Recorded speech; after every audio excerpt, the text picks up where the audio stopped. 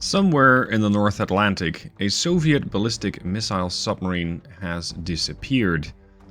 This has sparked a high alert across US intelligence because this indicates it might be heading to a strategic launch position within striking distance of the eastern seaboard.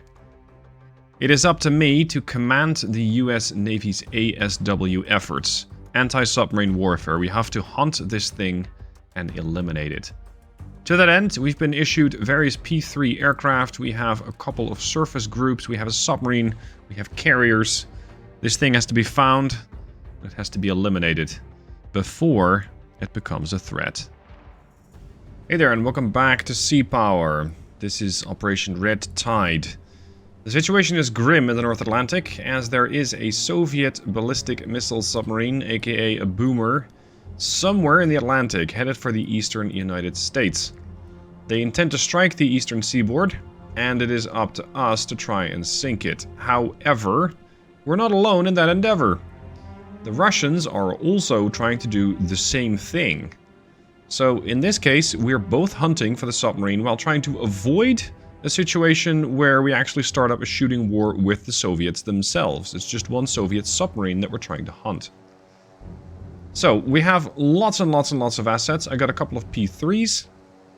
I have over here a task force with a couple of destroyers, even a missile cruiser, or two actually, Oliver Hazard Perry. Over here we have the aircraft carrier Ranger with all of her escorts, and that means we have a lot of assets and a lot of capabilities to manage. Let's start out with getting eyes in the sky. I'm going to launch 2 of those. And then we're just going to launch a whole spread of S3 Vikings, capable of, well, scouting out ideally everywhere. The ASW micromanagement on this one is going to be fairly intense. As it stands, we have no clue where that submarine is, so we could be out here hunting for that submarine for quite a while. Let's for now start throwing off a couple of sonar buoys in the path of the aircraft, and who knows, maybe we'll be able to spot a submarine there. I'm also very eager to note that, or very eager to know the position of the Russians. I have no idea where they're going to come from, except probably from the east. That's my expectation. Now, Task Force 50 over here. I'm thinking of just splitting it up into a couple of different groups. However, if it does come to a shooting war with the Russians, that could make things more difficult and dangerous, because then you're no longer sharing the same protective screen. So that would mean I could split it up into, for example, the Hammond and the Yorktown, and then Fitch, Vincennes, and this Oliver Hazard Perry all together. So a group of 2 and a group of 3. But then again, I mean, I think my my S3 Vikings are going to do far more useful things than these ships ever will. Okay, let's get one aerial observation platform over there. We're going to go there. Your friend's going to go the other way. Please note that my radars on some of these ships are already active. I didn't do that. The game did that all by itself. Oh, we also got the Dallas down here. A Los Angeles flight submarine. But I rather doubt that, at least under current conditions, we're going to need her. Because intercepting things with a submarine is going to take a very, very long time. Now, ASW assets. Let's see what the range is. Like, the range to this aircraft carrier is 100 miles. Good lord. Yeah, this is going to be micro-intense. Very micro-intense. Okay, here it goes. Let's start dropping sonar buoys. For those who know the term ASW, anti-submarine warfare, I've also heard it explained as awfully slow warfare. I mean, just look at what I've been doing. This is the aircraft carrier, and this is a spread of sonar buoys, sonar buoys, sonar buoys, sonar buoys, sonar buoys. It's just... it's just nothing but sonar buoys. And we're not detecting anything. Over here, I have Task Force 50.2. And all of these helicopters are, well, they're pretty much out of fuel. So I'm deploying whatever sonobuoy I can, and then flying back over my own net of sonobuoys, because the moment that you move further than 15 miles out of range, the sonobuoy essentially doesn't transmit anything. So we're dropping our last sonobuoys, and then we're going to return to home. And we'll just have to keep doing that.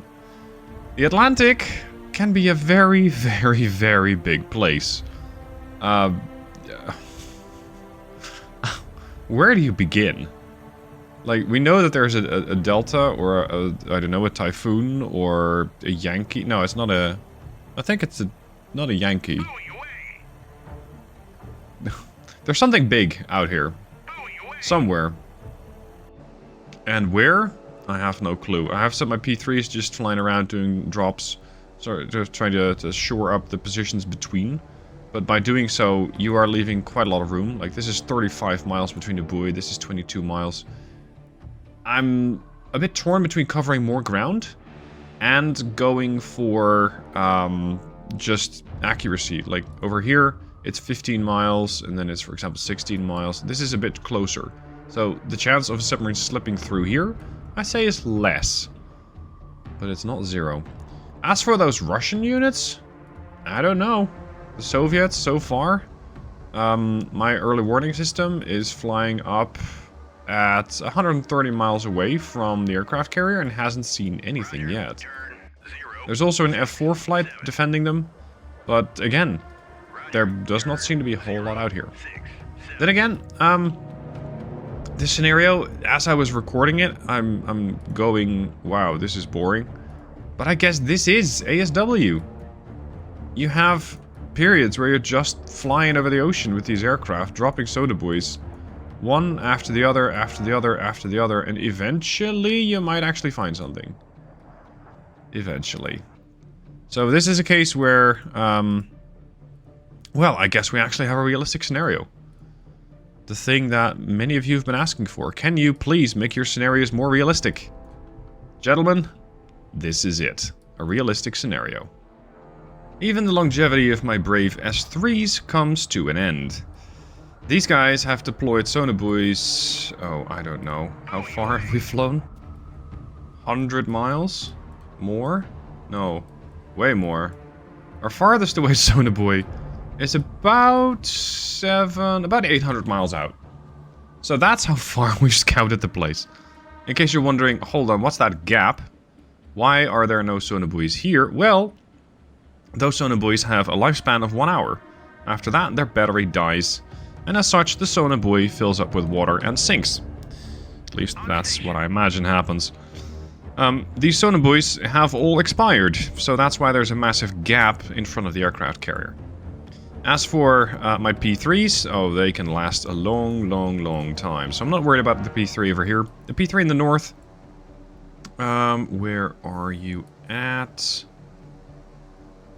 Oh yeah, he's going for the next line, sort of filling up the gap where I didn't have anything yet. As for these 4 S3 Vikings, 4, they're all heading home. They still have sonobuoys, 23 of them, but they are bingo fuel, so they have to go back. And the rest of my S3s are currently dropping another trail of sonobuoys just south of that large wave that I had going on in the north. So maybe we'll be able to calm out this bit and then, I don't know, move on to the bit north there or another line south. This is this is one of those situations where I think you have to strike a balance between gameplay and simulation. Yes, this is a realistic scenario. Is it fun? No. At least for me, as a player right now, I'm going Jesus. I want to have some action. I don't want to have to just... Basically what I've been doing is this. Click, click, click, click, click, click, click. But consider the amount of sonobuoys I've dropped.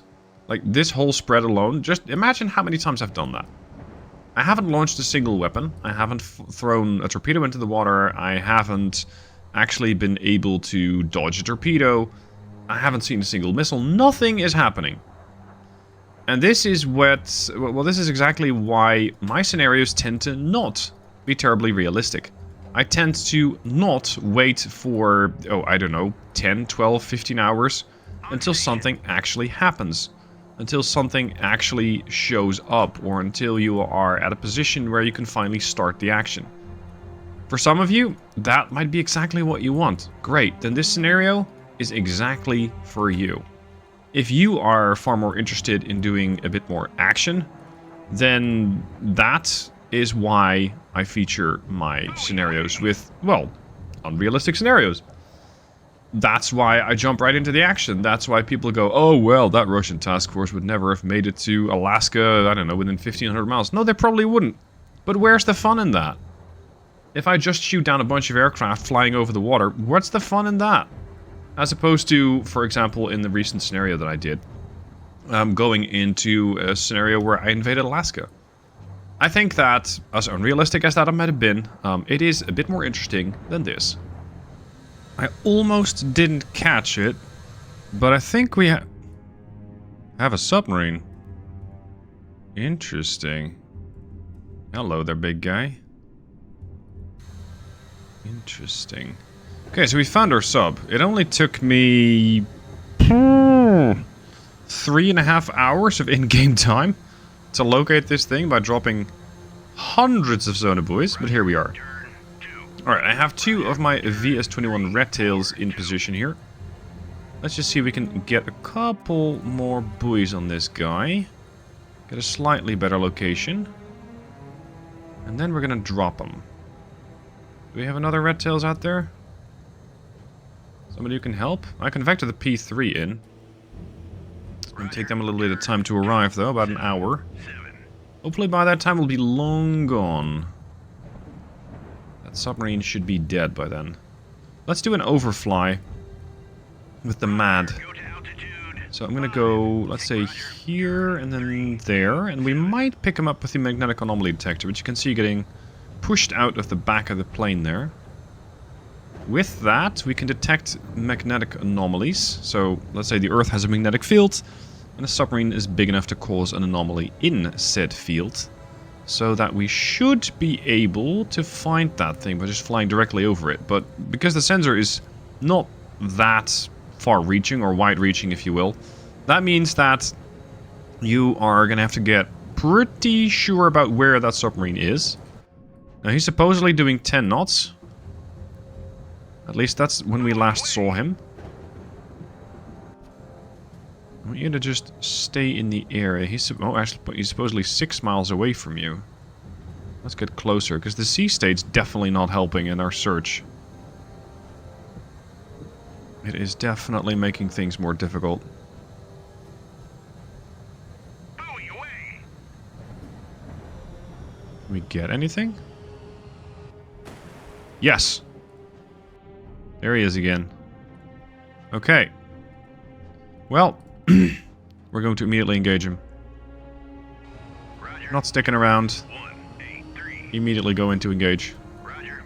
We cannot have this guy threaten the eastern seaboard with his ballistic missiles. Absolutely not. I'm gonna drop a weapon right on top of him. You're gonna do the same thing. Finally! Good lord, that took me forever. Look at that. Yeah. There we go. Torpedo away.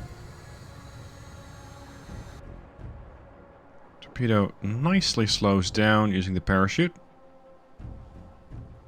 Stay in the area, dude. We might need to drop another. 0.6. Other torpedoes also been dropped.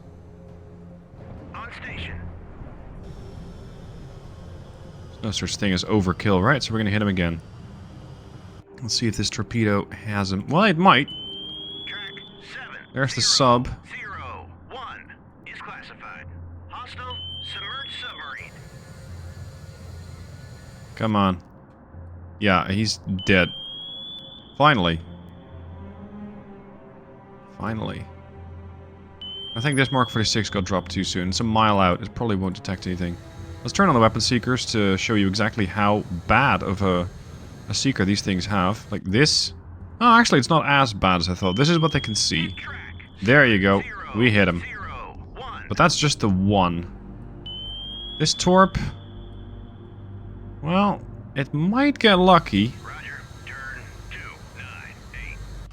Roger, turn 1. Whip it away. Saturate the area. I might have spoken too soon. This guy seems to know where he should be going. We've got torpedoes closing in from 3 different angles now.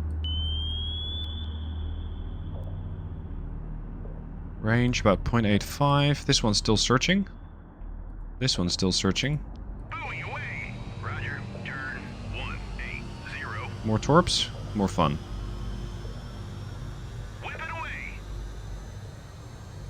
I just hope that these torps won't hinder each other too much. But this should be almost right on top of him. We lost him though because of all the noise from the torps. Torpedo is searching. Contact faded.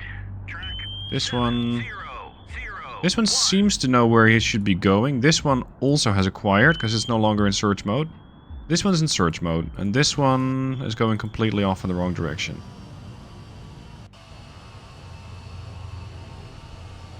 Okay, so we know that he's right about here. Like somewhere in that position. Can we see him with the torps? Of course, the torps don't actually transmit any data back to the aircraft. Oh, he's searching. That was the other Mark 46 you saw sail past there. They're now searching. Hold on. Does that mean that the submarine has dropped a noisemaker? We're not picking that noisemaker up with the sonar buoy over there. So I suspect that it might just be that submarine changing location. Whip it away. Roger, RTB. Who's RTB? Not you, right? Oh, he's Winchester. Right. I don't think so. Roger, turn. You might not have any torpedoes left. We got plenty of sonar buoys. What? Come on.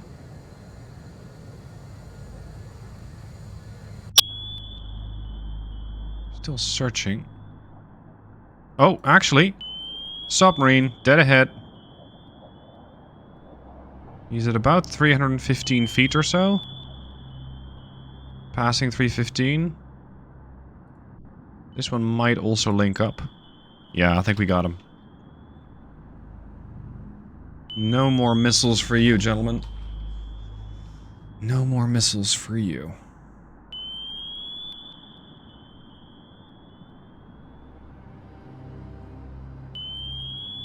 Hit track. Hit him. 7. Buoy away. Is that enough?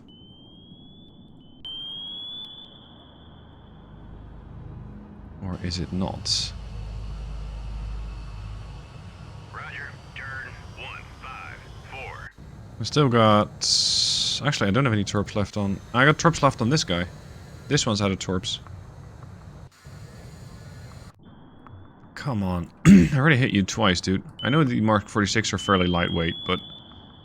you'd expect that they at least have some impact. Buoy away. He should be flooding. Probably doesn't have any propulsion left. Sonar buoy coming down. Buoy away. Second sonar buoy coming down. There he is. Right there. That means that this torpedo is completely off course.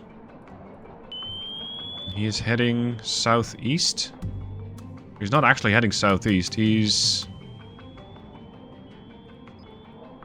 dead in the water. Okay. Buoy away.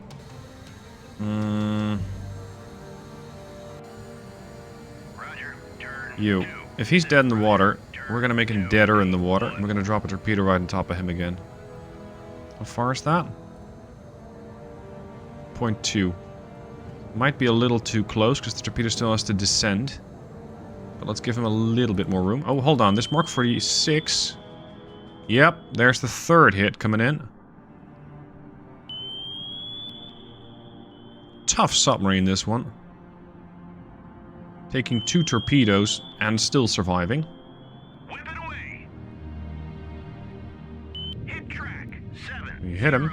0, 1. Next torpedo. Into the water. Buoy away. Range about 0.7 miles. Buoy away.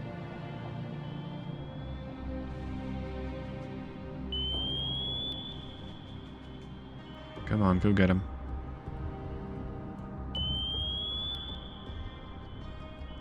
You know where he is. 0.38. There. He's been hit 3 times now. How many more times do I have to hit this guy? Look at the scarring on the hull. Once more. Hit track. Boom. 7, 0, 0, 1. Still got another Mark 36 out there, but that's not actually doing Buoy anything. away. And I think our own torpedoes are now interfering with our sonar buoys. So we're not actually able to detect that submarine anymore.